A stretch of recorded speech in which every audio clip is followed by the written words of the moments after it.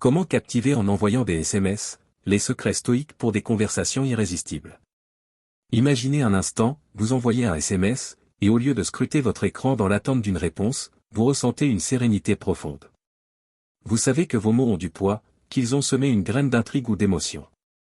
Cette confiance ne dépend pas de la réponse de l'autre, mais de l'intention que vous y avez mise, de la manière dont vous vous présentez. Le stoïcisme, cette philosophie intemporelle prônée par des figures comme Marc Aurèle, Épictète et Sénèque, nous enseigne une vérité essentielle: nous ne contrôlons que nos propres actions. Vous ne pouvez pas forcer une réponse immédiate, ni deviner l'humeur de votre destinataire. Mais vous pouvez maîtriser l'énergie que vous insufflez dans vos mots, la clarté de votre intention, la profondeur de votre présence. Envoyer des SMS n'est pas un simple échange d'informations, c'est une forme d'influence, un acte de leadership numérique, une invitation à créer une connexion authentique.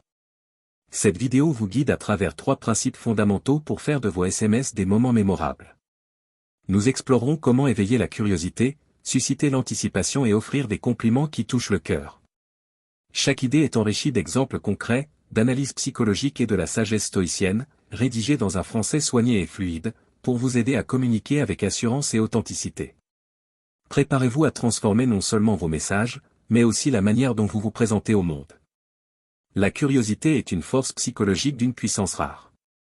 Lorsqu'un mystère se présente, notre esprit s'active, cherchant des réponses, réclamant une résolution. Pensez à un roman captivant qui vous a tenu éveillé jusqu'au petit matin ou à une série télévisée qui vous a accroché par ses rebondissements. Pourquoi? Parce qu'ils ont laissé des questions en suspens, des énigmes à résoudre. En envoyant des SMS, le même mécanisme s'applique. Trop souvent, les hommes rédigent des messages qui étouffent la curiosité dès le départ. Des phrases comme « Comment vas-tu » ou « Bon week-end » sont courtoises, mais elles n'ouvrent aucune porte émotionnelle. Elles sont prévisibles, fermées, et faciles à ignorer. Imaginez maintenant recevoir un SMS comme « J'ai remarqué quelque chose d'intriguant à ton sujet aujourd'hui » ou encore « Tu ne devineras jamais ce qui m'a fait penser à toi tout à l'heure ». Votre esprit s'emballe. Vous voulez en savoir plus. Ces messages créent une boucle ouverte, un vide que l'autre ressent le besoin de combler. Selon la psychologie, cet effet, connu sous le nom des « effets Zeigarnik », fait que nous nous souvenons mieux des tâches inachevées. En envoyant des SMS, cela signifie qu'un message laissant une question en suspens devient inoubliable. Cette approche s'aligne avec la sagesse stoïcienne. Marc Aurèle écrivait « Si ce n'est pas nécessaire, ne le dis pas », trop d'hommes comblent le silence avec des explications superflues, cherchant à prouver leur valeur ou à retenir l'attention. Mais en disant moins, vous laissez de l'espace pour que l'autre s'engage.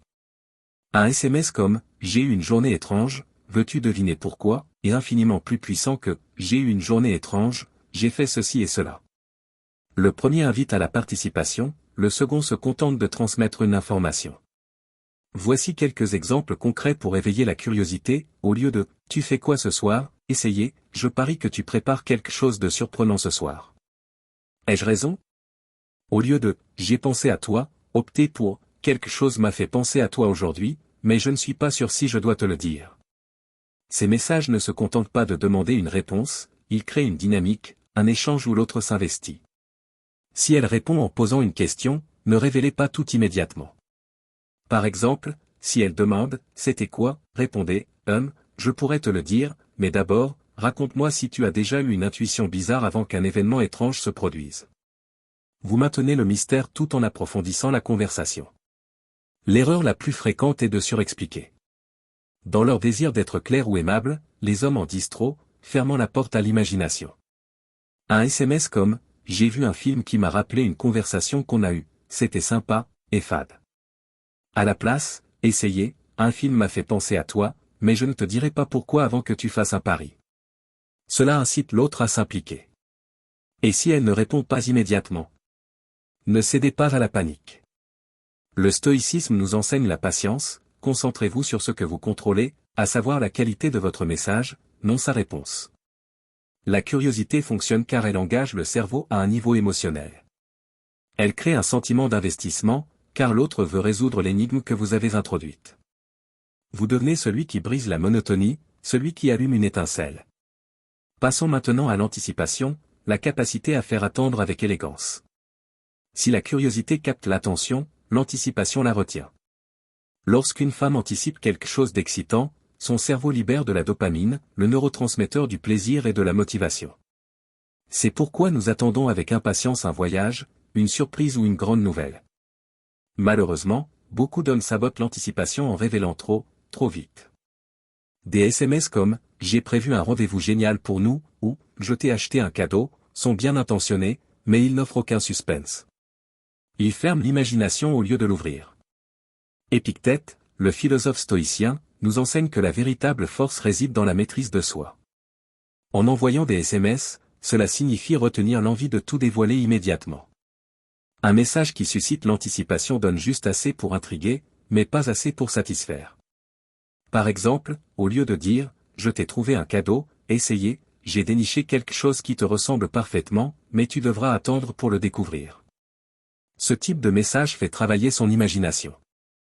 Elle commence à penser à vous, même lorsqu'elle ne répond pas. Voici comment intégrer l'anticipation dans vos SMS, au lieu de « On pourrait sortir ce week-end », essayez « J'ai une idée pour ce week-end qui pourrait te surprendre ». Tu es plutôt du genre calme ou aventureux? Au lieu de « J'ai une bonne nouvelle », optez pour « Je viens d'apprendre quelque chose qui va te faire sourire, mais je ne te le dirai que si tu me racontes d'abord ce qui t'a fait rire aujourd'hui ». Ces messages créent une tension délicieuse. Ils incitent l'autre à s'investir émotionnellement, car elle veut découvrir la suite. Si elle répond, ne révélez pas tout immédiatement. Par exemple, si elle demande « C'est quoi, cette idée ?» répondez « Patience, je veux d'abord savoir si tu es du genre à aimer les surprises ou à tout planifier. » Vous contrôlez le rythme tout en maintenant la conversation vivante. L'anticipation ne fonctionne que si elle est subtile. Trop de mystère peut sembler manipulateur, et trop de messages sans substance peut agacer. De plus, l'anticipation doit être suivie d'une récompense.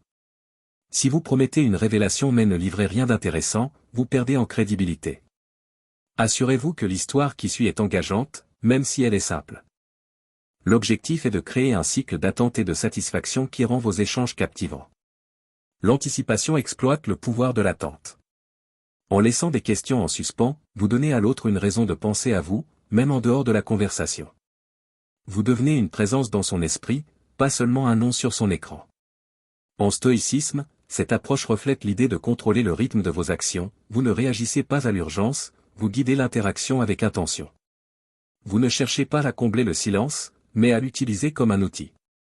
Vos SMS deviennent une histoire, avec un début, une pause et une révélation. Si vous allez directement à la fin, il n'y a pas de frisson.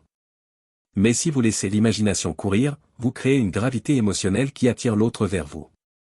Ce n'est pas de la manipulation, mais de la conscience.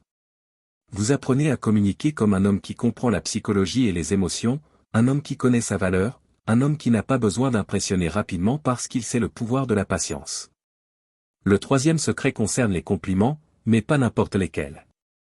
Les compliments authentiques, ceux qui touchent le cœur, sont une arme puissante lorsqu'ils sont offerts avec intention.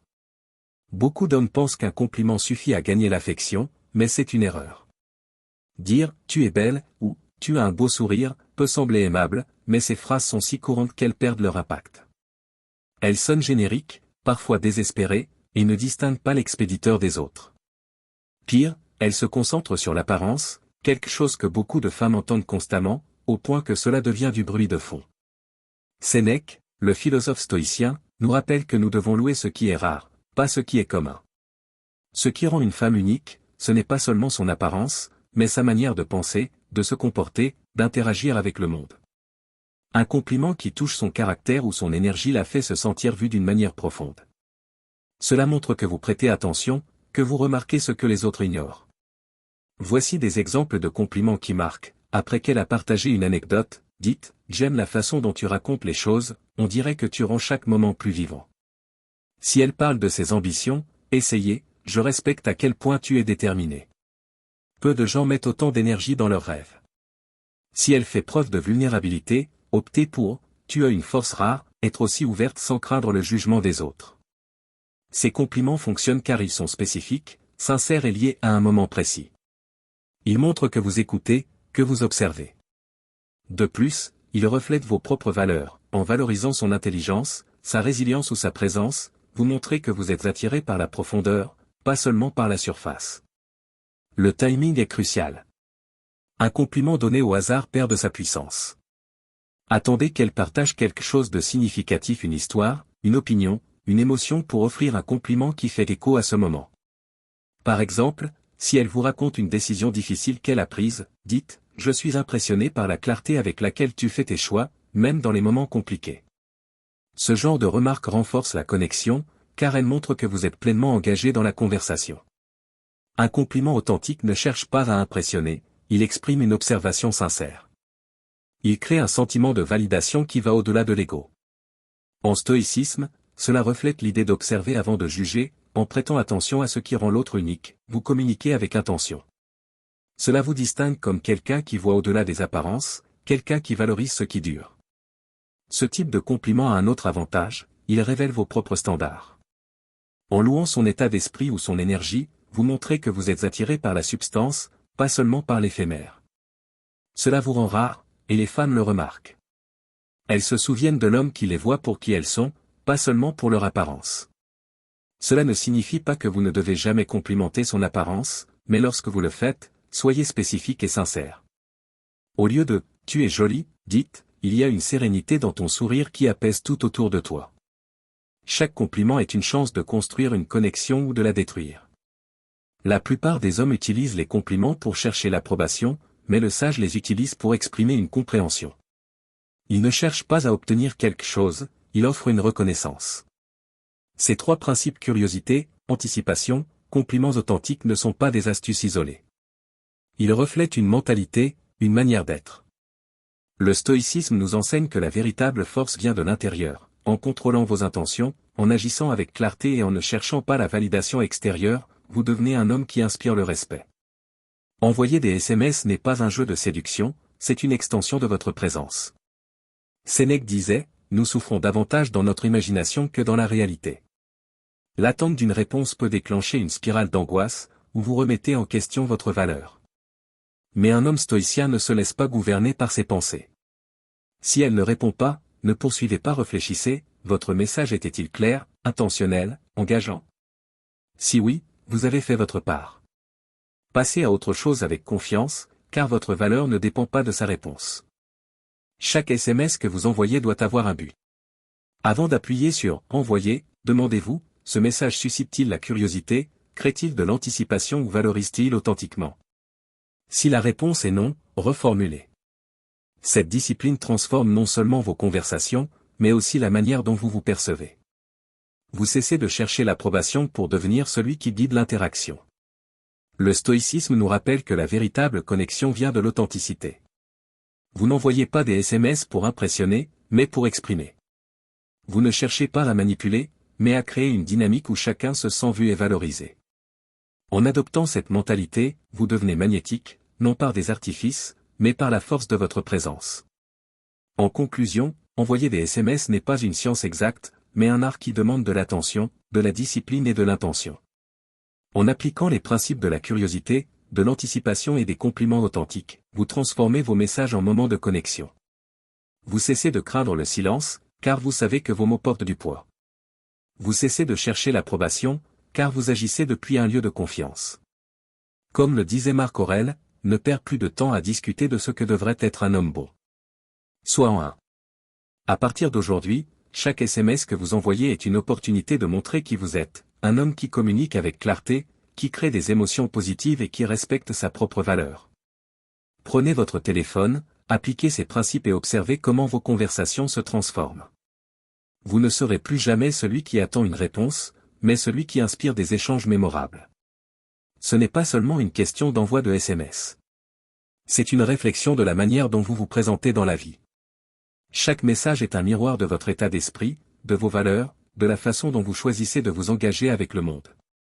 Trop d'hommes agissent par réactivité, ils envoient un SMS, attendent, analysent le silence, doutent de leur valeur en fonction d'une réponse. Mais ce n'est pas de la force. Ce n'est pas de la clarté. À partir de maintenant, vous n'envoyez pas des SMS pour impressionner, mais pour exprimer. Vous ne jetez pas des mots dans l'espoir d'une approbation, vous choisissez vos mots avec soin, avec intention, avec une conscience de l'impact qu'ils peuvent avoir. C'est ce que signifie appliquer le stoïcisme à la vie moderne, ce n'est pas ignorer les émotions, mais les maîtriser, les guider, leur donner un espace sans les laisser vous dominer. Votre défi est simple, avant d'envoyer votre prochain SMS, faites une pause. Demandez-vous, ce message reflète-t-il l'homme que je veux devenir? A-t-il un but? Suscite-t-il la curiosité, crée-t-il de l'anticipation ou fait-il sentir à l'autre qu'elle est vue? Si ce n'est pas le cas, reprenez, recentrez-vous, écrivez depuis un lieu de clarté, pas de besoin. Redéfinissez votre standard. Vous n'êtes pas ici pour jouer petit, pour être ignoré, pour mendier l'attention. Vous êtes ici pour marcher dans vos valeurs, pour montrer votre présence, pour communiquer comme un homme qui sait ce qu'il apporte. Commencez aujourd'hui. Ne cherchez pas le moment parfait. Ne cherchez pas à changer l'autre. Vous êtes celui qui contrôle comment vous vous présentez. Faites-le avec intention, et vous verrez, vos SMS ne seront plus jamais ignorés. Vous ne serez plus celui qui attend, mais celui qui crée un impact.